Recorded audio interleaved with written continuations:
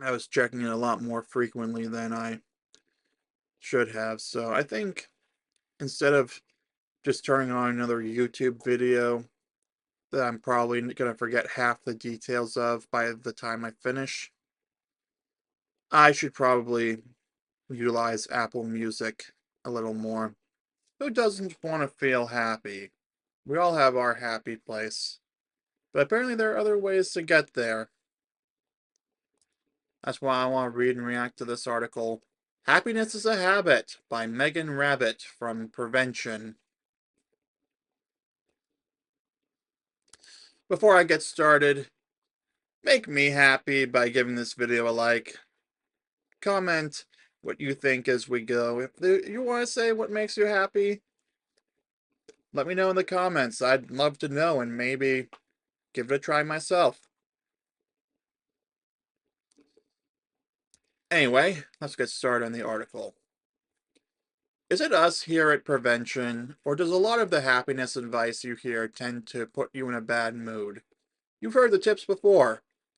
Smile more, make a vision board, spend money on experiences, not things.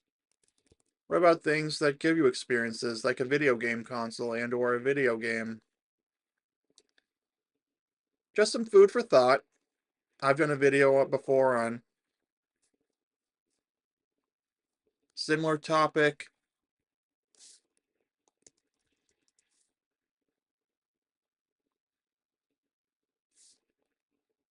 Yeah, back in January I did spending money on experiences versus things.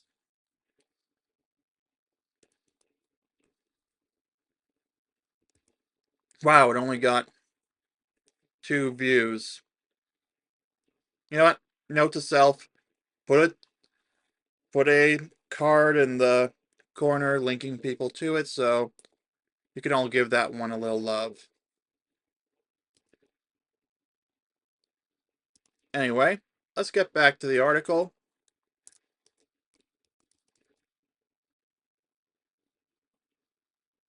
It's not that these ideas never help, and we've suggested some ourselves. But here's a universal truth that shows the limitations of even worthwhile advice. Life comes with ups and downs, and forcing yourself to exude happiness and positivity when that's the last thing on you feel can backfire. Guess fake it till you make it isn't as good advice as you'd think. Try telling that to all the dating gurus who say, fake it till you make it, bruh. A better game plan is to focus on building quiet little habits proven to tee you up for more contentment no matter what obstacle you face, whether it's dealing with chronic pain, having no place to walk in your neighborhood, or coping with a crazy schedule that leaves you with little time for yourself. To the extent that these happiness supporting behavioral tweaks become habits, they won't feel inauthentic or exhausting.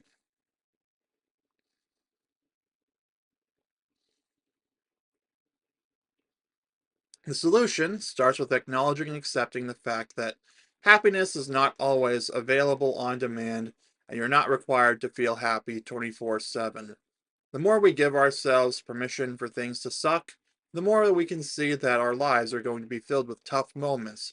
So we may as well use them as opportunities to find one thing to help us feel a little better, said Dan Harris, host of the podcast 10% Happier and author of 10% Happier: How I Tamed the Voice in My Head, Reduced Stress Without Losing My Edge, and Found Self Help That Actually Works.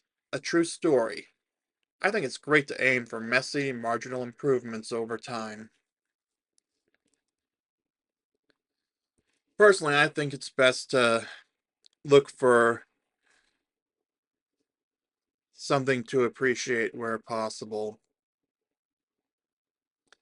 Like, for example, when my friend canceled on being able to go to the Museum of Science to see The Martian on the Mugar Omni Theater screen. My mom stepping in meant I didn't end up having to pay for parking, and I didn't end up having to take the T and then walk all the way from the Back Bay station to the Museum of Science. Now, I was going to make a pit stop at the Boston Public Garden to visit the Goodwill Hunting Bench, but I'm not going to waste the effort to go there unless I have someone to take a photo of me sitting there like Matt Damon and Robin Williams. Maybe I've gotten the chance to do that by the time this video comes up. Who knows?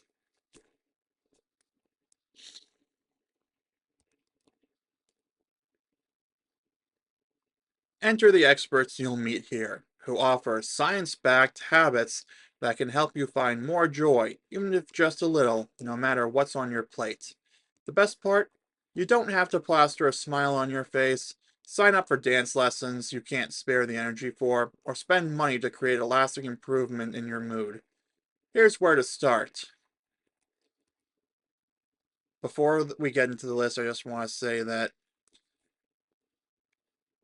yes, I also spent money on creating a lasting an attempt to create a lasting improvement in my mood by going bowling and such and having it kind of get ruined when other people entered the lane next to me and then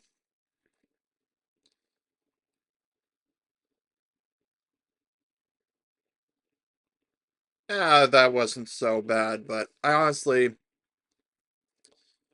wish I could have had both lanes all to myself, meaning I would have as much bubble space as possible. That's just a me thing, but I digress. It's time to actually read into the habits. First one is talk to yourself the way a mentor would. According to Dan Harris, most of us understand that we should have self-compassion, yet we tend to be our own worst critics. We kick our own butts, thinking that it's the way to reach our goals, be successful, or keep ourselves safe, says Harris. But data shows that we're much better off talking to ourselves like a coach would, someone who points out where we can do better, but isn't a jerk about it. So be more like Mr. Miyagi and less like John Kreese. Got it. Harris's inner drill sergeant comes out when he's stressed or anxious, and when he notices those emotions, he puts his hand on his chest, acknowledges that whatever he's going through feels hard, and asks himself, what would I say to my son in this moment? And then he gives himself that advice. Rather than saying, loser! You're a complete loser! You blew it! I'll say, dude, I know this sucks, but you've faced setbacks before and recovered. You can handle this. Why it works. Negative self-talk has a way of trapping you in a downward spiral. You're hard on yourself, and then you take it out on the people around you, and your relationships start to suffer, says Harris. And because relationships are so important for our happiness, when they suffer, we get even harder on ourselves. Then we get even worse to the people around us, and down we go, he says. Getting more skillful with our self-talk when things are hard is a way to prevent us from getting stuck in that toilet vortex.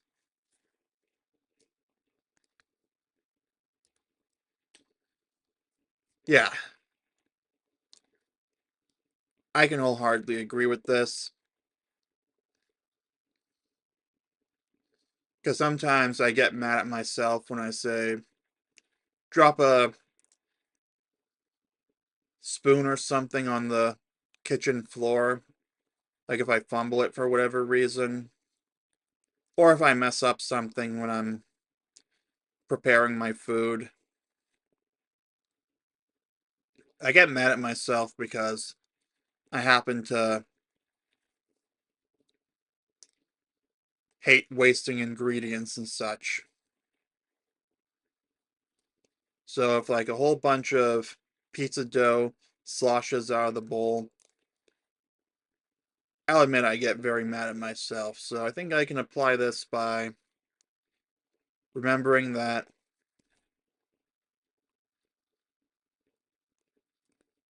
it is what it is and I should have been more careful. Just remember to be more careful in the future. Maybe use a larger bowl if there's not enough room for it.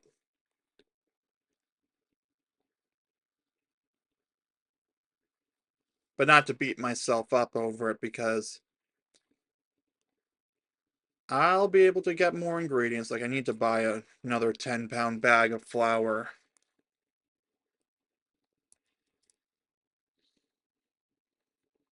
All right. Next habit is do a shutdown ritual every day. According to Cal Newport, PhD, MIT trained computer science professor at Georgetown University, and author of 8 books, including Slow Productivity, A World Without Email, Digital Minimalism, and Deep Work. Come up with a phrase you can repeat at the end of each workday. Say, after you check your inbox and create a plan for the next day, that signals to your brain you're finished. Newport repeats the following phrase: schedule shutdown complete. You can try, I am done for the day and now I get to relax, or switching into family mode. When your mind starts wandering back to work during your downtime, remind yourself of this shutdown phrase. Why it works. Newport says the mind tries to trick us into thinking about work after the workday is done by questioning whether we've forgotten to do something, not to mention that our phones may ping and ding if we forget to silence them. Think about it. Do you check email or Slack after you've put in a full day to get more done, or to confirm you haven't missed anything, and feel the relief wash over you? The shutdown ritual helps dismiss this rumination, says Newport. If your mind wants you to worry about work, you can simply say to yourself, I wouldn't have said my shutdown phrase if I hadn't been sure I was done for the day. By responding to your mind without specifically reviewing what's on your plate, you get out of the groove that drives you to these thoughts in the first place. Eventually, their insistence diminishes. Honestly, there should probably be some kind of regulation against requiring the installment of a messaging app for work on your personal phone.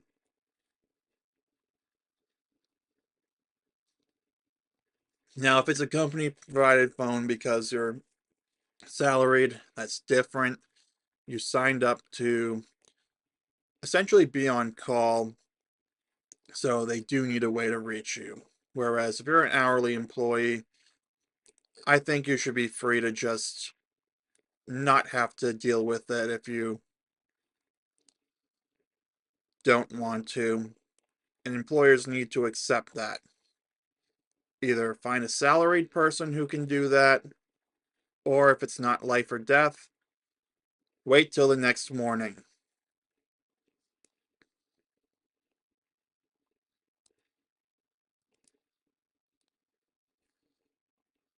Next habit, play music instead of scrolling. According to Ethan Cross, PhD, award winning professor in the Ross School of Business at the University of Michigan, director of the Emotion and Self Control Laboratory, and author of Shift Managing Your Emotions So They Don't Manage You. When you have the urge to tap into your go to social media feed, open your music app instead and search for a favorite feel good song. And while you listen, put your device away. Why it works? This habit acts on 2 powerful emotional shifters: attention, what you focus on, and sensation, in this case, hearing music. You can think of your attention as a mental spotlight, says Cross. When you focus on impacts, what you focus on impacts how you think and feel. Unless your social media algorithm feeds you a steady stream of baby animal videos, there's a good chance that shining your mental spotlight on your Instagram or TikTok isn't going to make you feel better the way feel good music will. If you select the right song, you can shift your mood in a positive direction, Cross says. I'll admit, I've got to do better on this with YouTube because last week when my video about the manufacturing jobs was going through the roof with views and comments and such, I was checking it a lot more frequently than I should have. So I think instead of just turning on another YouTube video, that I'm probably going to forget half the details of by the time I finish. I should probably utilize Apple Music a little more and do what what's it called? Far From Weak says, and just treat YouTube like a library to access information when needed, or in this case, commentary and such. Next habit, express gratitude to someone. According to Laurie Santos, PhD, cognitive scientist and happiness expert at Yale. It might be gratitude for something big, such as thanking your sister for all the ways she is helping your parents, or something little, telling the grocery store checkout person how much you appreciate their bagging your raspberries carefully so they won't get squished. Why it works, expressing gratitude to someone taps into one of our most fundamental needs, social connection. When you share gratitude, you strengthen your social bond with the person you've thanked, says Santos. Telling a loved one, a friend, or even a stranger how they've left a positive mark on you also makes them feel good. There's a lot of evidence that doing nice things for other people ultimately boosts our own happiness. So I guess that means if you want to boost your own happiness, drop a like so you know that you're expressing your gratitude towards this. And hey, put it into a comment too, because I'm going to let you know right now, I appreciate that you've watched this far into the video. Thank you.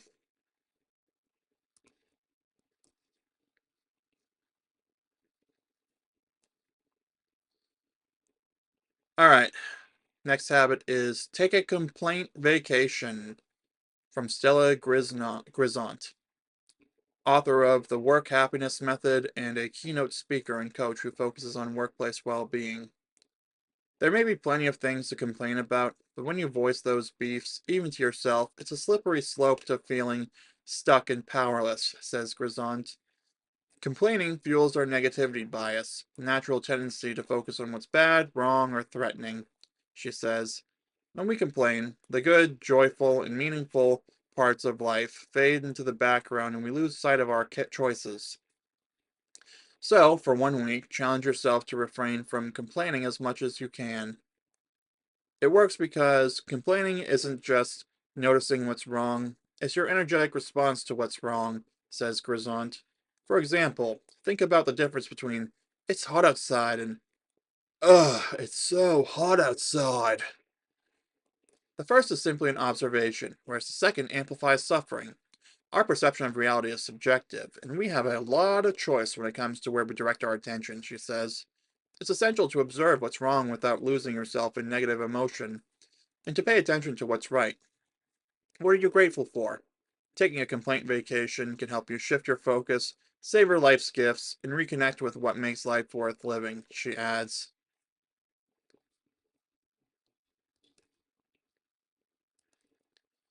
Yeah, I do something similar quite a bit. Like at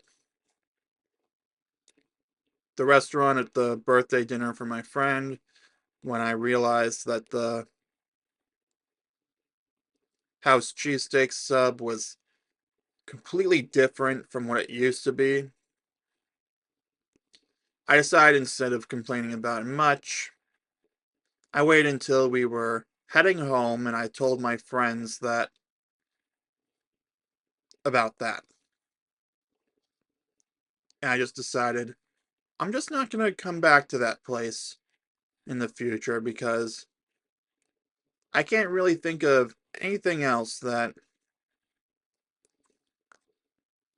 I can't just make a better version of at home. And now I have a challenge to make a cheesesteak sub and one more in line with the one I remember from 2021, 2022, 2023, and my birthday in 2024.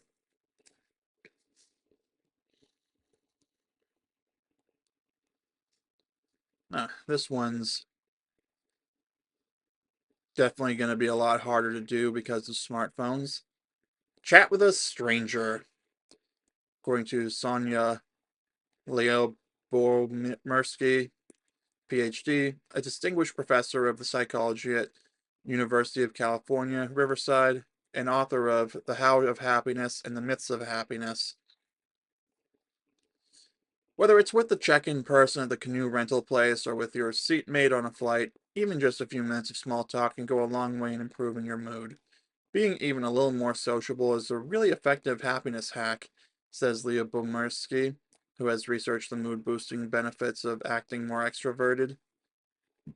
In one Canadian study, people who were instructed to have a short chat with the barista making their coffee reported feeling happier than those who were told to make their interaction as efficient as possible, having their money ready and avoiding conversation.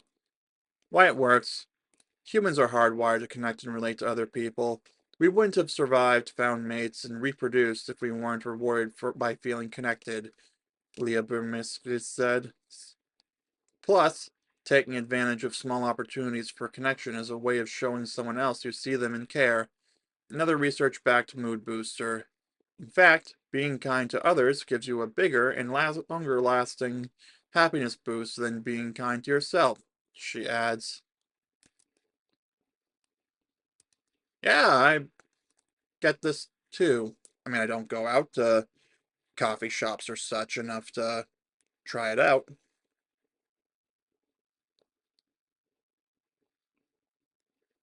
But hey, you let me know in the comments if you think that smartphones made this one a lot harder, if not impossible.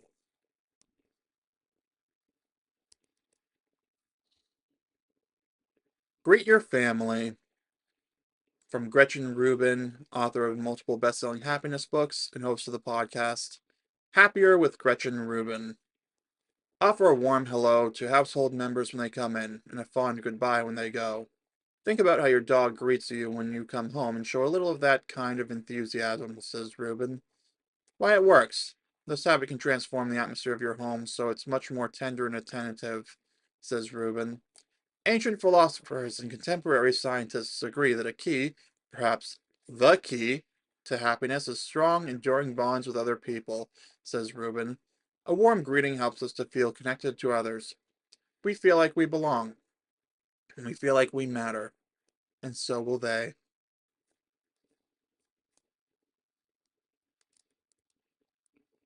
Geez, now I feel kind of guilty that I just provide a wave or a nod when my mom says hello or goodbye when either I leave or come back in or vice versa. Try sense foraging outings from Emiliana Simons Thomas, PhD, Science Director of the Greater Good Science Center at the University of California, Berkeley. Whenever you have an idle moment or two, focus all your attention on the information around you that your senses are picking up. What do you see, smell, taste, feel, and hear? Sounds kind of familiar. Why it works. All too often, our thoughts gravitate towards ruminations about our to-dos, responsibilities, hassles, and expectations, and this prompts us to overthink, says Simon Thomas. Tuning into your senses redirects your mind away from all that. When we're in our heads, we're thinking through what we feel rather than truly feeling what we feel. This more granular understanding of our sensations and feelings helps us understand and regulate our emotions more effectively, she says. It makes it easier to learn from difficult experiences and savor the more positive, pleasant ones. Just like the Chuck McGill focusing on the color of things he was looking at to help with his problems. I mentioned it in an earlier video. All right, final one. Be randomly kind. From Emma Sapala, PhD, Science Director of the Center for Compassion and Altruism Research and Education at Stanford University and the author of The Happiness Track. Giving to others is a proven way to boost our own feeling of well-being, whether it's a small gesture, holding the door open for someone, or a good deed that requires a little more effort, volunteering to cook for a friend who's sick. In one study, participants received some of money, and half were instructed to spend it on others, while the other half were told to spend it on themselves. Those who shopped for others felt significantly happier than the ones who did not. Why it works. Depression and anxiety are linked to a state of self-focus.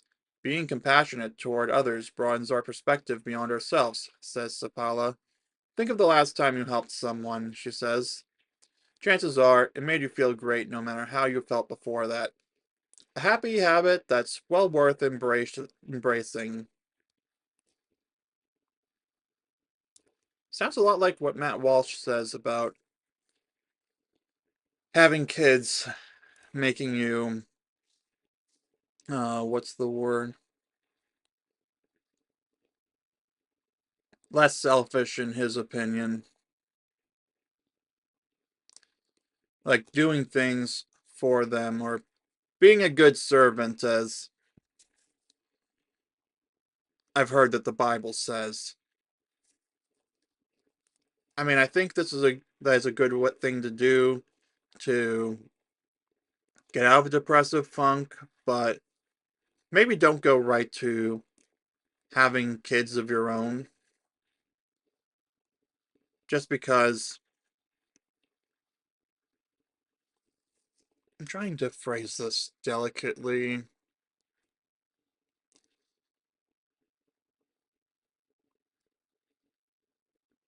It's too much responsibility to put on someone until it can be managed better. You know, like if you're unlikely to fall into that depressive funk because of things you're doing for the child you are responsible for,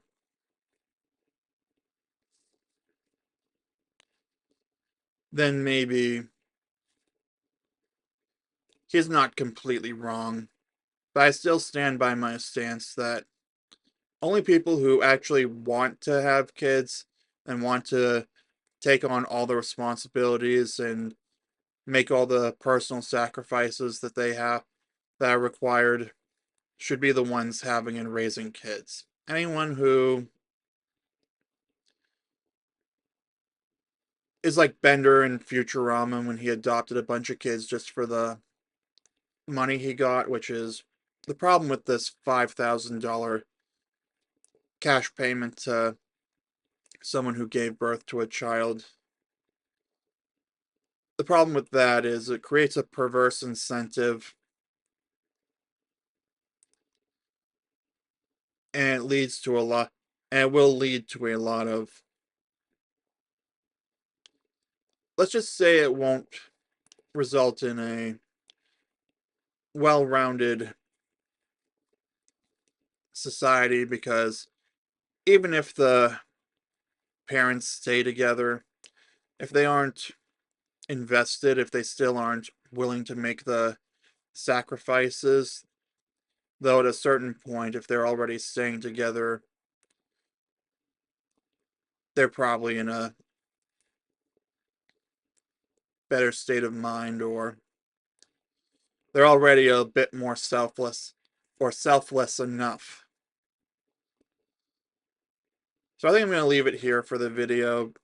You let me know in the comments down below if you agree with any of these or if you have any disagreements with them.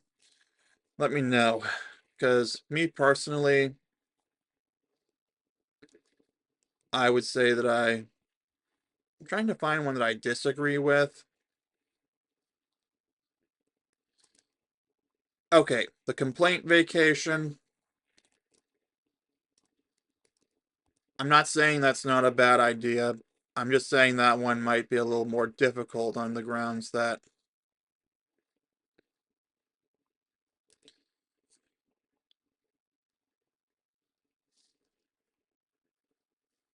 you're still going to have some kind of judgment of something. It's just a question of how to find the positive. Like me, I'm a pathological optimist. I will always find the positives no matter what. Honestly, it's borderline toxic positivity that I think I've got to do better on. So give this video a like, boost your own happiness by letting me know that you appreciate this video. Subscribe for daily videos, and I'll see you soon.